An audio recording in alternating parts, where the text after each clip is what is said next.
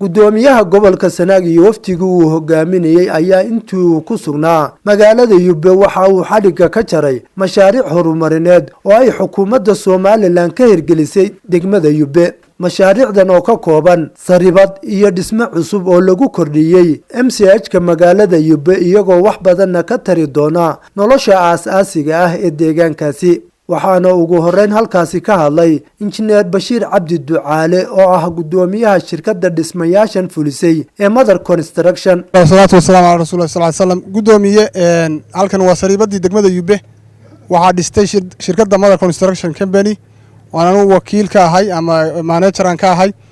mashruucani wuxuu ka mid ahaa mashaariic madaxweynuhu ku deeqay markii ay bulshada deegaanka gobolka Sanaag waliba qaybtiisa bariga uu casuumaadda u fidiyay lacag 500 kun oo madaxweynuhu markaa horumarin ahaan u siiyay waxay ka heleen saribadan.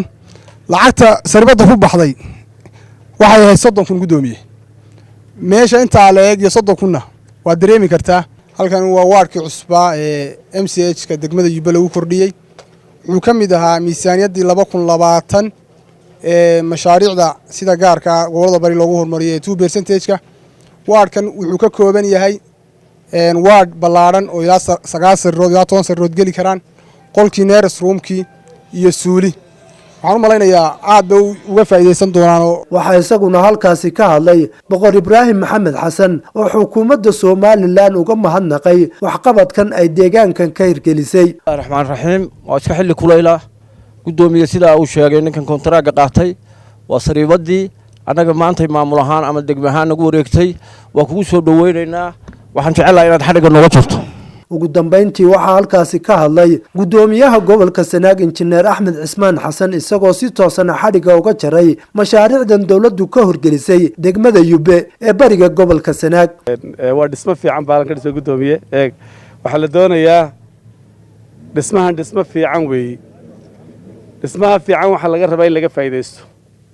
haddii lagu shaqayn waayo oo bulshadii iman weydo oo adeegii loogu talagalay lagu qaban waayo daw iska burburaya. dhismo qurux badan baa halka ka dhacay sida uu contractor-ku inoo sheegay in lacag haduu ku dareena jazaakumullahu khayr Allah ka abaal mariyo. aad iyo aadna waad u mahadsantiin waana sida laga wada dhawaajiyay wax qabadkii maxaan ku dhahay dawladdu sameysay madaxweynaha qaranku inoogu deeqay bay kamid tahay kari iyo kuwa kale oo mari doonaba. horta waxay kamid tahay goobtani goobihii aynu xadhiga ka jaraynay waa qaybtii ballaarinta lagu sameeyay isbitaalka ama MCH-ka Yube. runtii sida laga wada dhawaajiyay gurigan waxa laga dhisay waa cashuurtii ummadda laga ururiyay kan iyo kuwa kale inuu soo marayba waxa lacagta ku baxday waa cashuurtii maxaa ku muwaadiniinta reer Soomaaliland laga qaaday ayaa halkaati waliba gaar ahaan waxay tan sii tahay 2% loogu talagalay gobolada maxaan ku raahdaa bari ayay kamid tahay. marka waxay ka go'an maxaan ku raahdaa xukuumadda inay cashuurta yar ummadda ay ka ururinayso horumarkana kaga shaqeyso ilaa inta maxaan ku raahdaa xadkeena dalkeenu ka kooban yahay oo dhan. waa Cabdirasaaq Xaaji Axmed warbaahinta qaranka Soomaaliland.